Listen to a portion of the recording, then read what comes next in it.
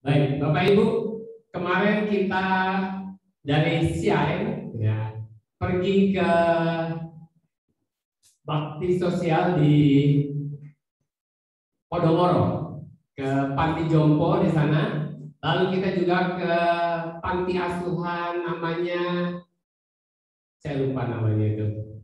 Ya, dan kita melihat di sana ada banyak orang yang hidupnya betul-betul kasihan sekali ya. Kalau kita hari ini bisa di tempat ini, bisa beribadah dengan bebas, tidak dikurung. Di sana ada orang-orang tua yang setengah gila sampai di kerangkeng. Kalau kita boleh bebas, kita boleh hidup normal, itu anugerah oleh anugerah Tuhan. Kita perlu bersyukur sekali sama Tuhan karena kebaikannya yang luar biasa. Ya, nah hari ini saya ingin menyampaikan firman Tuhan dengan tema apakah Yesus cukup buat saudara dan saya? Apakah Yesus cukup? Kita akan membahasnya bersama-sama dari Yohanes pasal yang ke-14 ayat yang pertama sampai ayat yang ke-8. Yohanes 14 ini adalah peristiwa di mana Yesus pada waktu itu adalah Yesus pada waktu malam terakhir dia makan malam bersama dengan murid-muridnya. Dia baru saja membasuh kaki murid-muridnya dan Yudas baru saja meninggalkan mereka untuk pergi kepada para imam untuk menjual Yesus, mengkhianati Yesus. Dan pada waktu itu Yesus berkata di dalam Yohanes 14 ayat yang pertama, saya bacakan buat saudara. Yesus berkata, janganlah gelisah hatimu, percayalah kepada Allah, percayalah juga kepada. Mungkin intonasinya saya kurang pas ya. Yesus waktu itu dia tidak memberi saran, dia tidak memberi nasihat, dia tidak memohon, tapi dia memberikan perintah. Jangan gelisah hatimu, percaya kepada Allah, percaya kepadaku, kira-kira begitu. Jadi dia waktu itu tidak memohon, tidak memberikan saran, tetapi dia memberikan perintah supaya murid-murid tidak gelisah dan percaya kepada dia. Kenapa dia sampaikan hal itu? Karena dia tahu bahwa saat-saat itu adalah saat-saat yang sangat berat buat para murid-murid. Kenapa? Karena dia tahu beberapa menit lagi, tidak lama lagi, dia, gurunya yang menjadi pengharapan murid-muridnya, gurunya yang selama ini diandalkan oleh murid-muridnya, Yesus yang gara-gara dia murid-muridnya berani meninggalkan semua profesinya dan mengikuti Yesus kemanapun Yesus pergi 24 jam sehari. Kemanapun Yesus pergi mereka ikut. Mereka yang punya pengharapan yang besar pada Yesus, tapi mereka belum mengerti rencana penyelamatan Yesus. Mereka, murid-muridnya, hari itu mereka akan melihat gurunya ditangkap. Mereka akan melihat guru-gurunya diserahkan kepada Pontius Pilatus. Mereka akan melihat guru-gurunya disiksa, disalib, mati, dan dikubur. Jadi saudara bisa bayangkan kalau saudara jadi murid-murid saat itu, kalau saudara sedang punya pengharapan yang besar, apalagi kemarin beberapa hari yang lalu Yesus naik keledai dan orang bilang, "Hosana, ya, Raja akan datang, Mesias Juru Selamat." Tiba-tiba mereka yang lagi di atas angin besar, kalau mereka tahu, kalau mereka dengar berita ini, apa yang kira-kira saudara rasakan kalau saudara jadi murid Yesus? Saya yakin saudara juga akan gelisah. Saudara akan sedih. Saudara akan kecewa. Saudara mungkin marah sama imam-imam, marah sama Yudas Iskariot, tapi kecewa. Kenapa Yesus yang mereka andalkan ternyata kalah? Dan karena itulah, Yesus berkata kepada mereka dengan tegas, jangan gelisah hatimu, jangan gelisah. Karena Yesus tahu mereka akan gelisah. Biasanya orang kalau tahu orang akan sedih, dia akan menghibur, memberikan penghiburan. Jangan sedih ya, tenang ya, akan bersimpati, akan berempati. Tapi saya percaya kasih tidak selalu harus demikian. Kasih tidak selalu harus lemah. Yesus dia memberi perintah. Dan perintahnya itu supaya jangan gelisah. Dan di tengah-tengah waktu yang terburuk, di tengah-tengah hidup murid-murid yang di masa yang terburuk dalam dunia seperti sekarang ini, Yesus juga mengatakan hal yang sama. Jangan gelisah hatimu. Percayalah kepada Allah dan percaya kepada aku juga. Pak, tapi kan manusiawi enggak? Kalau kita ini sedih, kita lihat tuh teman-teman kita lagi sekarat di rumah sakit gak bisa napas. Kita lihat teman-teman kita lihat pendeta-pendeta pada mati. Kita lihat ekonomi jadi kacau. Apakah kita tidak boleh sedih? Apakah kita tidak boleh putus asa? Lihat semuanya ini. Saudara, betul. Tapi hari ini kita mau dengarkan perintah Tuhan. Hari ini Tuhan bilang sama kita, jangan gelisah hatimu. Percayalah kepada Allah dan percaya juga kepadaku. Kenapa kita tidak perlu gelisah? Kenapa kita tidak perlu sedih, kecewa? Karena ada kalimat berikutnya. Percayalah kepada Allah, percayalah juga kepadaku. Kita perlu mengerti bahwa di dalam Tuhan kita tidak perlu merasa sedih, kecewa, dan gelisah. Kenapa? Iman adalah jawaban untuk semua permasalahan kita. Iman kita, orang yang mempunyai iman, dia tidak punya alasan untuk takut, gelisah, dan khawatir. Dan itu diucapkan berulang kali oleh Daud di dalam Mazmurnya.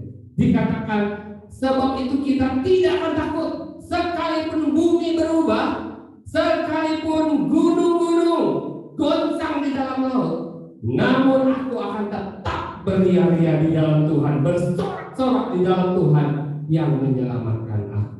Dalam bahasa Inggris dikatakan Mazmur Daud ini, even the earth is shaken and mountains fall into the ocean depth. Sekalipun bumi bergoncang dan gunung jatuh ke dalam laut, saya percaya Daud, walaupun dia tulis itu, dia belum pernah lihat bumi bergoncang, gunung jatuh ke dalam laut, belum pernah. Tapi dia tulis itu, artinya apa? Artinya sekalipun ada masalah yang kita tidak pernah lihat sebelumnya, begitu dahsyat, seumur hidup kita belum pernah ada pandemi yang melibatkan seluruh dunia, baik secara kesehatan, ekonomi, politik, dan sebagainya. Walaupun itu semua terjadi, kita tidak perlu takut. Kita tetap bisa bersukacita di dalam Tuhan, karena kita bisa memenangkan semua persoalan. Kita bisa mengatasi semua persoalan bersama dengan Tuhan. Kenapa kita bisa mengatasi bersama dengan Tuhan? Karena yang disediakan Tuhan itu jauh lebih besar, lebih banyak daripada yang kita butuhkan. Kesehatan, keuangan, sukacita, damai sejahtera, semua yang kita butuhkan itu masih kecil dibandingkan apa yang Tuhan sediakan buat kita. Alkitab berkata, apa yang belum pernah kita lihat, belum pernah kita dengar, belum pernah timbul dalam hati kita, disediakan Tuhan untuk orang-orang yang mengasihi Dia. Saya baca selanjutnya Yohanes 14 ayat yang kedua sampai yang keempat. Dikatakan di sana, di rumah Bapakku banyak tempat tinggal. Jika tidak demikian, tentu aku mengatakannya kepadamu. Sebab aku pergi ke situ untuk menyediakan tempat bagimu. Dan bila aku telah pergi ke situ dan telah menyediakan tempat bagimu, aku akan datang kembali dan membawa kamu ke tempatku, supaya di tempat di mana aku berada, di situ pun kamu pun berada. Dan kemanapun aku pergi, kamu tahu jalan ke situ. Yohanes 14 ayat 1 bilang, jangan gelisah hatimu, percayalah pada Allah, percayalah kepada aku. Yohanes 2 ayat 4 sampai 4 dikatakan, Yesus berkata, di rumah Bapakku banyak tempat. Artinya apa? Artinya sekalipun ada hal yang terburuk terjadi, if the worst become worse, yang terburuk jadi jauh lebih buruk, jangan takut. Jangan takut. Aku sudah menyediakan tempat bagimu. Sekalipun kau mengalami yang paling buruk, mati. Pada saat engkau mati, engkau tidak akan mengalami apa-apa. Engkau akan pindah ke tempat yang aku sediakan. Dan tempat yang aku sediakan, tempat yang paling indah, paling enak. Dan kalau kalian masuk ke situ, kalian akan lupa akan semua penderitaan yang kalian alami. Saya dulu pernah mengalami saat-saat yang sangat sulit dalam hidup saya. Saya pulang melayani, naik angkot, sampai di terminal, jalan kaki ke rumah, panas-panas siang hari. Ya, rasanya berat sekali, Tapi setelah saya berhasil melaluinya, Tuhan memberkati saya lupa tuh, ya, lupa rasanya, ingat peristiwanya, lupa rasanya. Apalagi kalau kita sampai di surga, di rumah Bapa, ya, di dalam Yohanes 14 ayat 2 sampai 4, Tuhan bilang Dia menyediakan tempat buat kita, sekalipun kita harus mati. Mau mati gara-gara pandemi, mau mati gara-gara nama Tuhan, seperti saudara-saudara kita di Afghanistan, ya, ditembak satu-satu, mati semuanya. Kita tidak perlu takut, karena Tuhan menyediakan surga yang mulia untuk kita, jauh lebih baik daripada dunia ini. Di sana kita tidak akan ingat lagi semua penderitaan kita. Sekali lagi, jangan gelisah hatimu, jangan takut, jangan khawatir akan hidup kita. Tuhan sudah menyediakan semuanya buat kita. Apa? Kesembuhan Dia sediakan buat kita. Berkat-berkat supranatural Dia sediakan buat kita. Financial breakthrough Dia sediakan buat saudara dan saya. Sukacita, damai sejahteranya yang melampaui segala akal disediakan buat kita. Tapi sekalipun kita tidak mendapatkannya, kita tetap dapat bersukacita di dalam hidup. Apapun yang ada di dunia ini sekitar kita tidak bisa merebut semua itu daripada kita. Di akhir pengajaran Yesus, Dia tutup dengan satu ayat, Yohanes 16 ayat 33. Dia bilang begini, semuanya itu ku katakan kepadamu, supaya kamu beroleh damai sejahtera dalam aku. Semuanya itu ku katakan kepadamu, supaya kamu beroleh damai sejahtera dalam aku. Amin. Tapi kalimat ini belum selesai. Diselanjutkan, dalam dunia kamu menderita penganiayaan. Dan ini dikatakan Yesus karena apa? Karena beberapa menit lagi Dia akan ditangkap. diserahkan kepada Pilatus, murid-muridnya akan lari meninggalkan dia. Simon Petrus akan menyerahkan Yesus 3 kali. Jadi sebenarnya waktu dia bilang hal ini, dia bilang dalam dunia kamu akan menderita penganiayaan, dia kasih tahu sebentar lagi kamu akan lihat gurumu ditangkap dan kamu semua akan tercerai-berai. Kamu semua akan ketakutan. Makanya Tuhan bilang jangan gelisah, kuatkan hatimu. Selanjutnya bilang kuatkan hatimu. Aku dapat mengalahkan dunia. Jadi bukan tanpa alasan, tetapi karena Tuhan bilang kuatkan hatimu. Apapun yang terjadi, tetap kita bisa kuat. Kita tetap bisa bersukacita. Kita tetap bisa hidup berkemenangan. Karena Yesus telah mengalahkan dunia ini.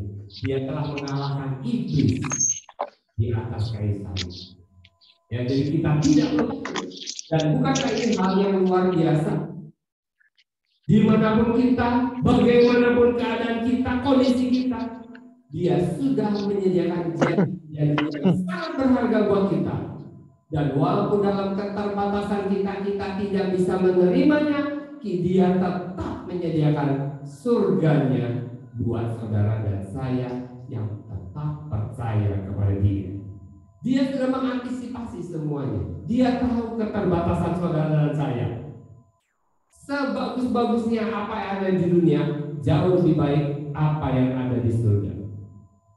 Siapa yang percaya surga lebih bagus daripada bumi ini? Siapa yang percaya surga itu tempat yang terbagus, terindah, gak ada sakit penyakit, lantainya dari emas, di sana kita tidak ada pandemi, di sana tidak ada krisis ekonomi, di sana tidak ada kelaparan, tidak ada penderitaan, tidak ada air mata, kata Alkitab. Siapa yang percaya? Katakan. Tapi waktu saudara sakit dan dokter bilang tidak ada harapan. Waktu saudara sakit dan dokter bilang sama keluarga, kayaknya nggak bisa bertahan lama. Kumpulin semua anggota keluarga. Apa yang saudara lakukan? Waktu dengar dokter bilang gitu, bilang apa? Haleluya.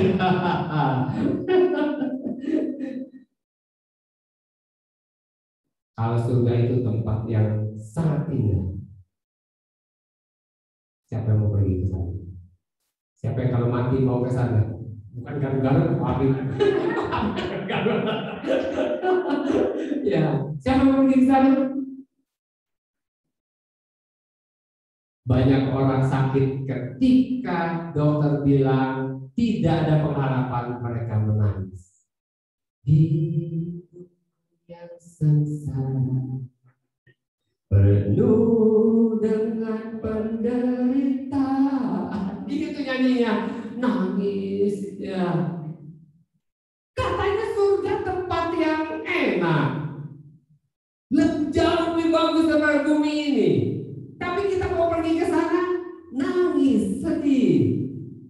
Waktu anak saya masih kecil, kita sering pergi-pergi ke luar kota, liburan ke Bali, ke Jakarta. Dan kalau saya kasih tahu sama anak saya, kamu tidur cepat ya, besok kita mau berangkat ke Bali loh. Kita mau ketemu sama Tante Susan loh. Kita mau ketemu sama Om Andi loh. Ya, waktu dia dengar itu, apa yang terjadi? Suster selalu bilang, babysitter sama, Bu, jangan kasih tahu, katanya. Kenapa? Karena kalau dikasih tahu, dia nggak bisa tidur. Dia excited sekali. Sebentar-bentar Bang, udah pagi belum sus? Dia excited sekali mau pergi. Ya, saudara mau ke surga excited ya? Sebentar, udah mati belum? Ya, terbalik, kita mau pergi sedih ya, kasih pesan-pesan terakhir, nangis-nangisan semua. Kita kalau mau pergi ke tempat yang bagus, liburan, kita bersuka cita. Kalau saudara punya cara berpikir yang benar, sesuai dengan firman Tuhan, surga itu, dan saudara percaya surga itu seperti itu, saudara tidak akan sedih. Waktu mama saya meninggal, saya sama sekali tidak ada kesedihan. Karena saya tahu mama saya pergi ke surga yang mulia, dia jauh lebih senang di sana daripada di bumi. Tapi saya menangis karena saya terharu melihat teman-temannya, saudara-saudara saya, semua begitu mengasihi mama saya, dan mereka merasa kehilangan. Itu yang membuat saya menangis dan terharu. Bukan karena mama saya mati, bukan. Mama saya meninggal, saya tahu persis, saya yakin dia masuk surga, dan saya bersuka cita daripada di bumi sakit, lebih baik di surga senang.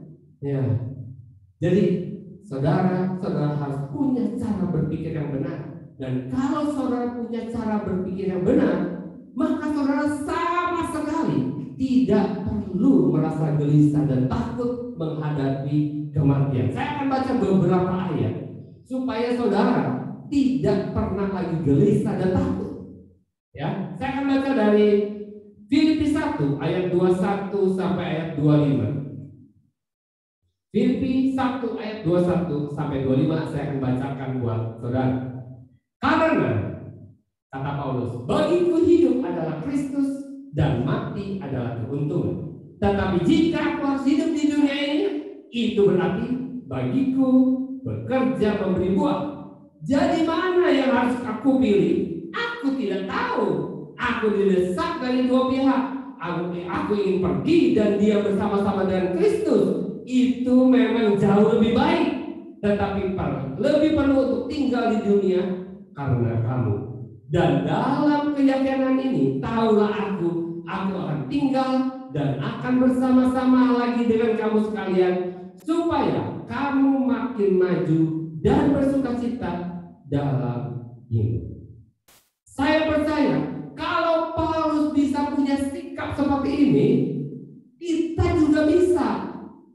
Jadi mana yang harus aku pilih? Nggak tahu. Mau hidup, mau mati sama aja, sama-sama enak.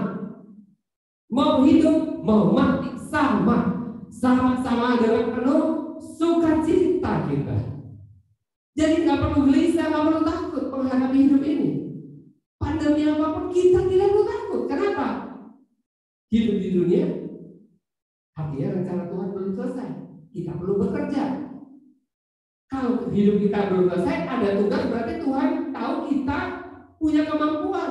Dan Tuhan akan memperlengkapi kita supaya kita bisa menyelesaikan tugas itu. Karena kalau belum selesai, kita dipanggil. Kalau sudah selesai dipanggil, kita masuk ke surga. Jadi apa yang harus kita gelisahkan? Apa yang harus kita takutkan? Ibrani 2 ayat 14 sampai 15. Karena anak-anak itu adalah anak-anak dari darah dan daging, maka ia juga menjadi sama dengan mereka. Yesus menjadi sama dengan kita dan mendapat bagian dalam keadaan mereka, supaya, perhatikan, oleh kematiannya ia memusnahkan dia, yaitu iblis yang berkuasa atas maut. Dan supaya dengan jalan demikian ia membebaskan mereka yang seumur hidupnya berada dalam perhambaan oleh karena takutnya kepada maut. Yesus mati di atas kayu salib untuk memusnahkan iblis, supaya kita yang takut kepada maut, takut kepada iblis, kita tidak lagi perlu takut, karena iblis yang mencuri, membunuh, membinasakan sudah dikalahkan oleh Yesus di atas kayu salib 2000 tahun yang lalu. Kenapa mesti takut lagi? Kematiannya telah memusnahkan dia. Masalahnya saudara nggak percaya. Saudara nggak percaya kalau iblis sudah dikalahkan 2000 tahun yang lalu. Karena saudara masih kalah terus sekarang. Iblis sudah dikalahkan oleh kematian Kristus. Kita bersukacita. Yang ketiga, 2 Korintus 5 ayat 1. Karena kami tahu bahwa jika kemah tempat kediaman kita di bumi ini dibongkar, Allah telah menyediakan suatu tempat kediaman di surga bagi kita. Suatu tempat kediaman yang kekal, yang tidak dibuat oleh tangan manusia. Dia telah menyediakan tempat buat kita. Kita jangan khawatir, setiap kita sudah punya. Kemarin saya lihat video, ada satu gua di Cina. Gua itu disulap, dibuat gua dari batu, gunung batu, bawahnya ada digali pakai eskavator, pakai apa, dibuat rumah seperti kondominium itu di dalam gunung batu. 800.000 rumah di dalamnya. Bagus sekali. Di gunung, tapi bawahnya bisa seperti mall, tapi isinya rumah-rumah. Apalagi di surga, dia sudah menyediakan tempat buat kita. Dan kalau kita memiliki sikap seperti ini, seperti Paulus, maka kita tidak akan takut kematian. Tapi kita juga tidak membenci kehidupan. Karena apa? Kalau kita masih hidup, kata Paulus, berarti kita harus hidup, bekerja, memberi buah. Berarti tugas kita belum selesai. Ada sesuatu yang Tuhan ingin kita kerjakan. Kalau Tuhan ingin kita kerjakan, pasti Dia memfasilitasi semuanya buat kita. Perlindungannya, Dia akan memberikan keuangannya, Dia akan memberikan kesehatannya, kemampuannya akan diberikan kepada kita supaya kita bisa menyelesaikan tugas-tugasnya. Di awal-awal corona muncul, itu ada satu ayat yang sangat sering disebut-sebut oleh orang-orang percaya, oleh hamba-hamba Tuhan. Di mana? Mazmur 91, betul sekali. Saya mau bacakan buat saudara ya. Mazmur 91 ayat 5 sampai ayat yang ke-14 sampai saya lompat-lompat. Mazmur 91, engkau tak usah takut terhadap kedahsyatan malam, terhadap panah yang terbang di waktu siang, terhadap penyakit sampar yang berjalan di jalan gelap, terhadap penyakit penular yang mengamuk di waktu petang. Ayat 7. Walaupun 1.000 orang rebah di sisimu dan 10.000 di sebelah kananmu, tetapi itu tidak akan menimpamu. Sebab Tuhan, ayat 9, sebab Tuhan ialah tempat perlindunganmu yang maha tinggi, telah kau buat menjadi tempat perteduhanmu. Ayat 14. Sungguh hatinya melekat kepadaku, maka aku akan meluputkannya. Aku akan membentenginya, sebab ia mengenal nama. Ayat yang luar biasa. Dan banyak orang Kristen tahu persis ayat ini. Walau 1.000 rebah di sebelah kiriku dan 10.000 di sebelah kananku, tapi semuanya tidak akan menimpa. Tetapi walaupun kita bilang seperti itu, tapi kita hidup dalam ketakutan. Nyanyinya seperti itu. Walau 1.000 rebah di kiriku, tapi kita hidup dalam ketakutan. Ke gereja nggak berani, keluar nggak berani, di rumah saja, stay at home terus. Apa gunanya kalau kita takut? Kalau kita punya janji ini tetap hidup dalam ketakutan, sama seperti orang yang tidak punya janji, lalu apa gunanya?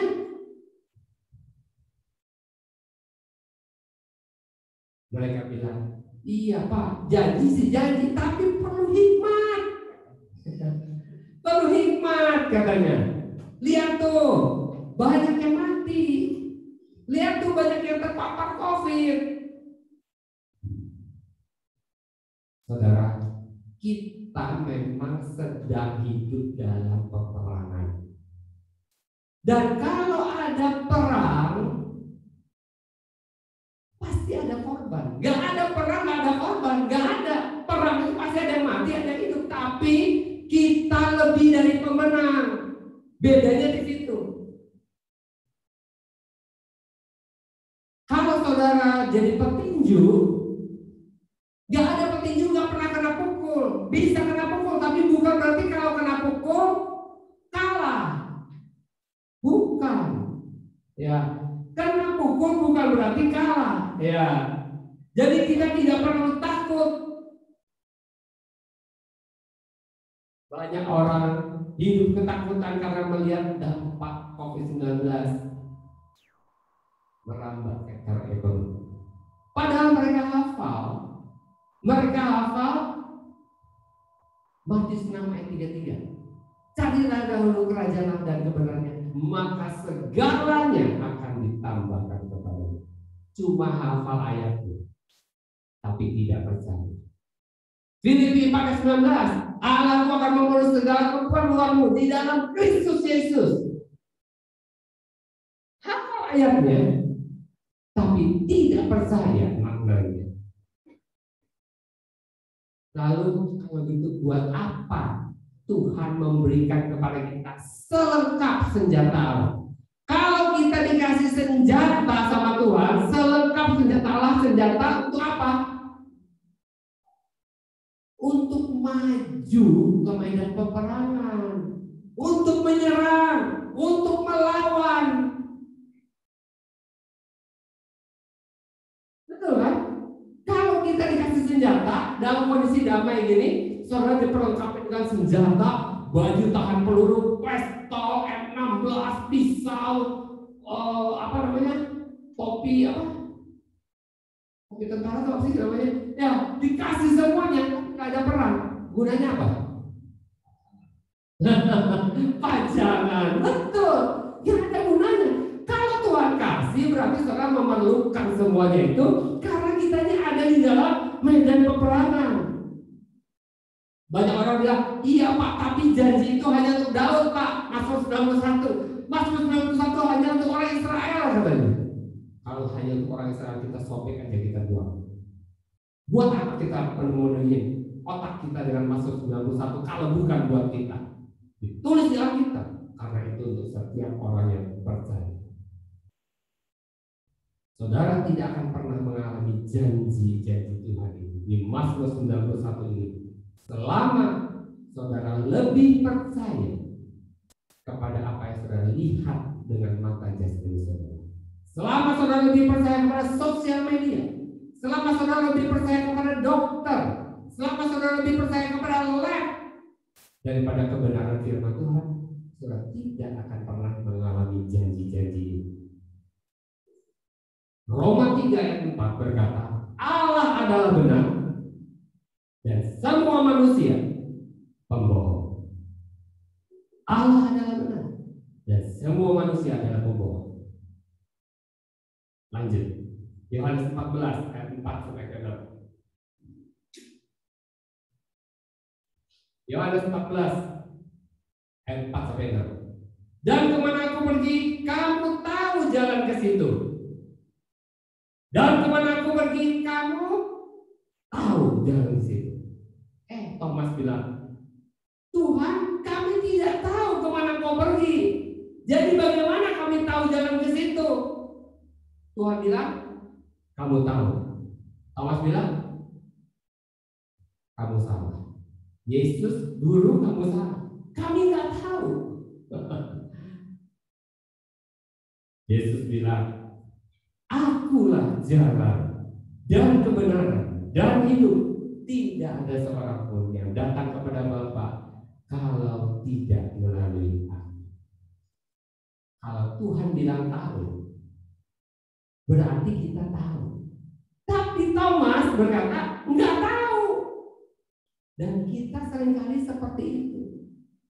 Seringkali kita bilang, Tuhan kamu salah, aku yang benar. Kapan Tuhan? Kapan? Aku nggak pernah Pak. Aku selalu bilang Tuhan itu benar, Tuhan itu nggak pernah salah. Kalau salah bukan Tuhan, betul nggak? Kita sering bilang gitu kan? Tapi saya mau beritahu, kita sering seperti Thomas. Lebih sering kita seperti Thomas. Kapan kita seperti Thomas? Ketika saudara tidak percaya kepada firman Tuhan. Ketika saudara bukan tidak percaya, saudara lebih percaya lain daripada firman Tuhan. Itu saudara sedang seperti Thomas. Contoh ya, saudara lagi sakit, Dan firman Tuhan bilang di 1 Petrus 2:24, oleh bilur-bilurnya, oleh bilur-bilurmu, kamu sudah sembuh. Kita bilang, enggak, aku mesti sakit Pak, aku mesti sakit Tuhan. Mana kata Tuhan sudah sembuh, mana hasilnya jelek, dokter bilang begini, memburuk. Tuhan bilang, kamu akan naik dan tidak pernah akan turun. Kamu akan jadi kepala dan bukan ekor. Kamu akan memberi pinjaman dan tidak meminta pinjaman. Mana buktinya Tuhan? Aku tiap hari Sabtu bingung bayar gaji karyawan. Tiap bulan aku harus utang, cari utangan. Mana? Jadi banyak nggak yang seperti Thomas? Bukan banyak, banyak. Kalau orang Jawa itu selalu kalau banyak sekali bilangnya banyak. Kalau lama, luama. Dan banyak orang seperti Thomas, termasuk kita yang ada di sini. Itu jujur ya. Baca lagi, Yohanes 14 ayat 7 sampai 8. Sekiranya kamu mengenal aku, pasti kamu juga mengenal Bapakku, kata Tuhan. Sekarang ini kamu mengenal Dia dan kamu telah melihat Dia. Sekali lagi, sekiranya kamu mengenal aku, pasti kamu juga mengenal Bapakku. Sekarang ini kamu mengenal Dia dan kamu telah melihat Dia. Tadi Thomas bilang menyangkal, bilang tidak tahu. Sekarang Filipus, ya, Filipus bilang apa? Filipus berkata kepadanya, Tuhan, tunjukkanlah Bapa itu kepada kami. Itu sudah cukup bagi kami. Nah, coba di sini Filipus. Baru aja Tuhan bilang, kamu mengenal aku. Kalau kamu mengenal aku, pasti kamu mengenal Bapa. Dan kamu telah mengenal Dia. Kamu sekarang mengenal Dia karena kamu telah melihat Dia. Filipus bilang, enggak, aku enggak kenal, aku enggak lihat, aku mau Bapa. Artinya Yesus tidak cukup.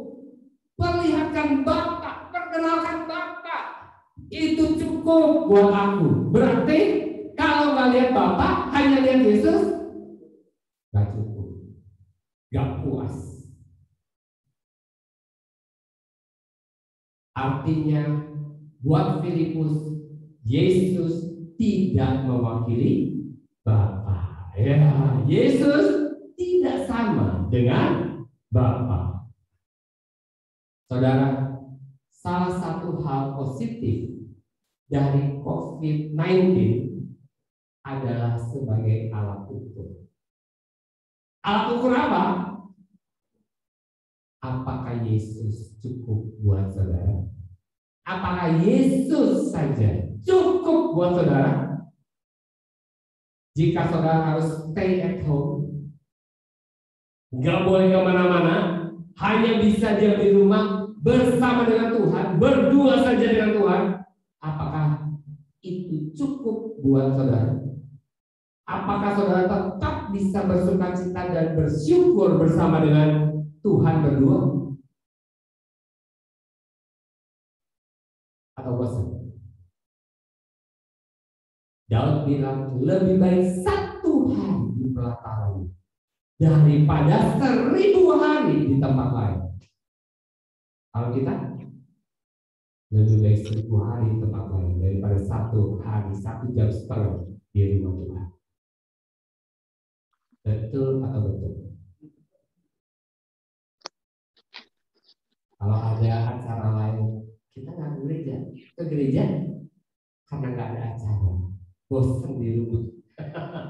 Ya, Daud bilang lebih baik 1 hari di pelataran daripada tempat lain.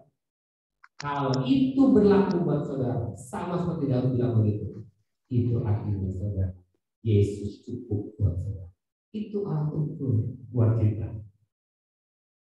Bukan gitu Pak, saya kan manusia biasa.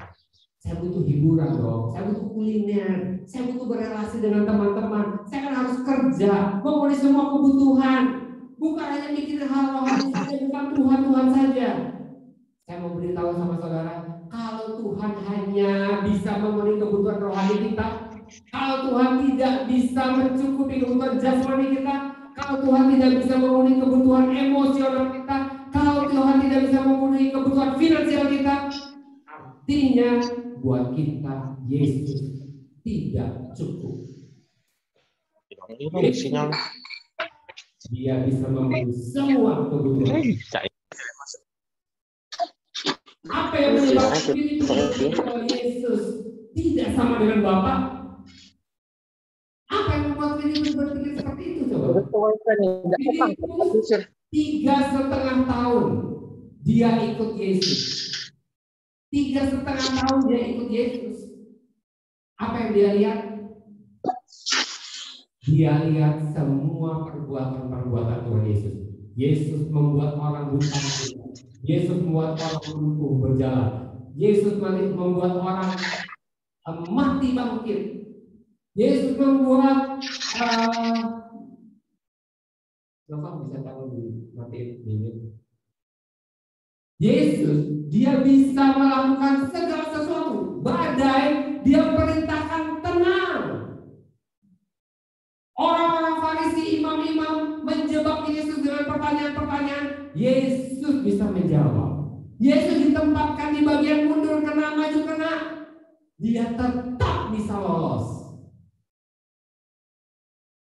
Yesus tidak pernah melakukan kesalahan apapun. Pertanyaannya, walaupun Yesus sudah lakukan itu semua, dan Filipus lihat sendiri dengan matanya, 5 roti 2 ikan cukup untuk 5.000 laki-laki, 7 roti 7 ikan cukup untuk 4.000 laki-laki. Yesus berjalan di atas air, dia lihat semuanya, dia alami sendiri. Dia diberi kuasa untuk menyembuhkan orang sakit, mengusir setan, dan dia bisa lakukan. Tapi Filipus tetap tidak puas kepada Yesus. Yesus tidak cukup. Kenapa ya? Kalau saudara jadi Filipus, puas nggak? Cukup nggak? Saya jadi ingat Lucifer, malaikat Lucifer. Ketika dia jadi malaikat, di Alkitab tidak ada malaikat lain yang ditulis sedetail Lucifer. Apa kata Alkitab tentang Lucifer? Ditulis gambar dari kesempurnaan Engkau, penuh hikmat dan maha indah. Dalam bahasa Inggris dibilang semuanya dari emas, sangat kuat, pemimpin puji-pujian, tatahannya dari emas, batu-batuan yang mulia ada sekeliling dia. Di Taman Eden dia ditempatkan, di samping keruk-keruk dia ada di sana. Kalau saya bayangkan dia itu setelah Tuhan, dia Lucifer. Dan dia bukan di bumi, dia ada di surga. Semuanya ada. Dia tidak pernah kelaparan, dia tidak pernah kehausan, dia tidak pernah sakit, tidak pernah krisis, tidak pernah ada pandemi, tidak pernah kekurangan apapun. Semua yang dia mau ada. Kekuasaan dia nomor 2 di surga, tapi dia tetap tidak puas. Ya, dia tetap tidak cukup. Buat dia nggak cukup.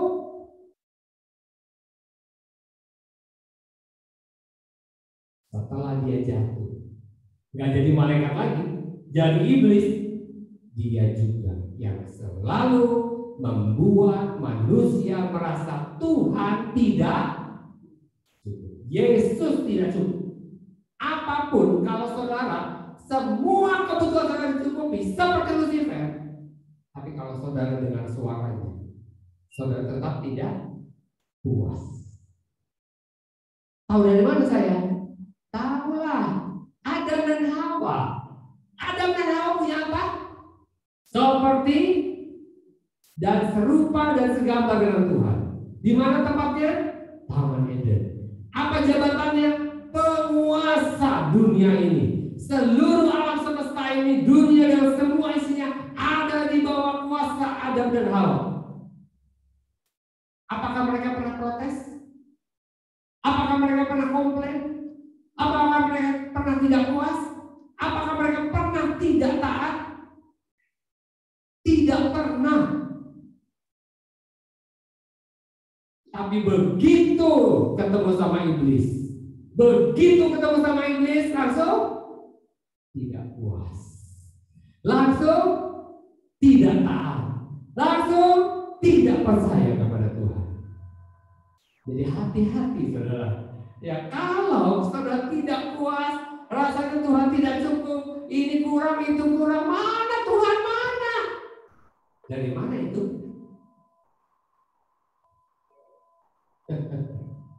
Ya. Jadi hati-hati dengan perasaan tidak cukup, tidak puas dengan Tuhan. Karena iblis selalu mengiming-iming kita dengan sesuatu yang sebenarnya kita tidak perlu, yang sebenarnya tidak baik buat kita, sesuatu yang sebenarnya membuat kita jadi sengsara. Tapi iblis bilang kalau kamu nggak dapat, ya, iblis akan membuat saudara berpikir, aduh, kalau saja saya punya uang sekian M, sekian T, saya baru akan puas. Begitu punya, kalau saya ibu nggak pernah puas. Oh, kalau saya kawin sama dia, baru saya puas. Yang ini kurang, yang itu. Begitu itu, aduh kurang lagi. Sampai ada yang di sana, di Palembang sampai 8 kan? Ya, rumahnya dijejer-jejer. Nggak puas, kenapa? Karena saya pikir kalau sama itu puas, karena itu puas. Tuh, iblis akan membuat kita tidak puas sama Tuhan. Perempuan-perempuan, kalau saya secantik dia puas, operasi sana, operasi ini, atau salah operasi jadi kayak monster. Ya, karena tidak puas. Iblis kalau membuat orang tidak puas. Kalau saya punya rumah seperti ini, kalau saya punya rumah satu lagi, ya, kalau saya punya mobil ini, ya, baru puas. Dulu, waktu saya belum kecanduan rokok, saya tidak pernah kepingin rokok. Saya tidak pernah kepingin coba juga nggak kepingin. Tapi teman-teman saya yang merayu saya, teman-teman saya bilang, oh rugi lu nggak coba rokok, nggak coba kenikmatan, mumpung masih hidup, katanya. Mumpung masih di dunia ini, surga nggak ada lagi rokok, katanya. Ini rokok lu enak banget. Saya coba, enggak enak, salah rokoknya. Dikasih tahu, sampai akhirnya saya jadi perokok. Waktu saya jadi perokok, aduh mau lepas nggak bisa. Waktu saya jadi perokok, mulut bau, gigi bolong, hitam, paru-paru rusak, batuk-batuk, sakit tenggorokan semuanya. Iblis bilang, kalau nggak nyoba nggak enak. Begitu nyoba mau lepas nggak bisa. Sekarang saya sudah berhenti merokok. Saya tidak mau coba lagi. Saya tidak mau tertipu untuk kedua kalinya. Demikian juga dengan kebiasaan buruk lainnya. Pornografi, minuman keras, ganja dulu saya coba, obat-obatan terlarang saya coba. Semuanya itu katanya membuat kita jadi hidup enak, masa depan suram. Orang-orang itu tidak percaya sama saya, tidak respect sama saya. Gara-gara itu semua merusak tubuh saya, merusak paru-paru, merusak gigi, merusak ginjal, paru-paru, dan merusak pikiran saya jadi kotor terus, membuat masa depan suram, dan menghambat pertumbuhan rohani saya. Bagi kita dibebaskan itu, bagi saya dibebaskan itu satu harapan penuh. Kapan? Gimana saya supaya bisa lepas? Begitu saya dibebaskan, saya merasa kelegaan yang luar biasa, dan saya bisa berkata seperti Paulus berkata apa? Filipi 3 ayat 7-10, ayat terakhir. Filipi 3 ayat 7-10. Tetapi apa yang dahulu merupakan keuntungan bagiku, sekarang ku anggap rugi karena Kristus.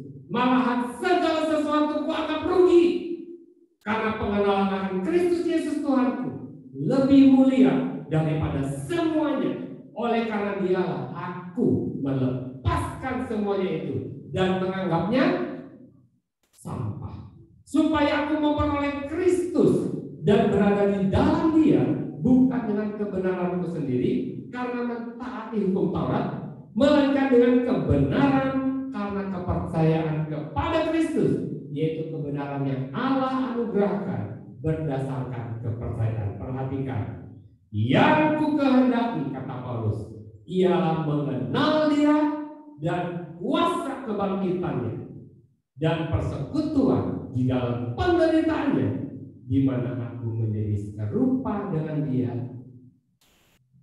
dalam kematian. Paulus bilang, apa yang dulu untung, sekarang aku anggap dulu. Dan aku yang ku kehendaki sekarang adalah mengenal Dia, kuasa kebangkitannya, hidup untuk Dia. Karena di dalam Dia kita betul-betul puas. Yesus cukup buat Paulus.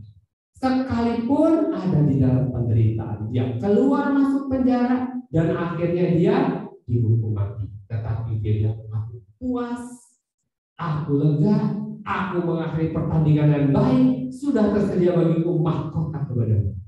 Yesus menyediakan segala sesuatu yang pantas buat Paulus. Saya berharap buat kita juga sama. Jangan anggap yang lain lebih penting. Yesus yang lebih penting buat kita. Dia cukup buat kita. Mari kita doakan. Oh haleluya, terima kasih Tuhan. Terima kasih Tuhan, Engkau cukup buat kami. Terima kasih buat apa yang sudah Tuhan kerjakan. Terima kasih buat janji-janji Tuhan yang berharga. Terima kasih buat surga yang Tuhan janjikan.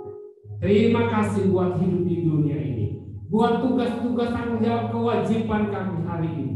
Semuanya itu kami mau jalani dengan penuh ucapan syukur. Kami mau jalani dengan penuh sukacita. Apapun itu, suka duka sekalipun, kami tetap mau menikmati, karena kami tidak melakukannya untuk diri kami sendiri.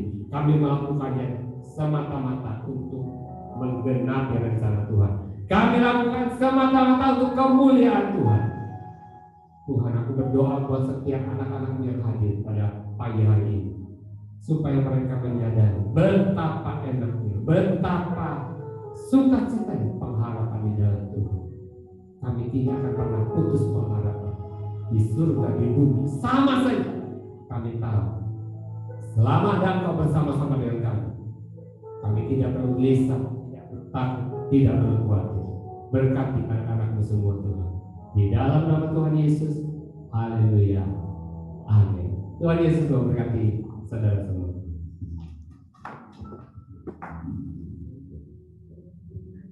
Terima kasih buat firman Tuhan yang sudah disampaikan. Tuhan Yesus memberkati. Mari kita saksikan yang di sini.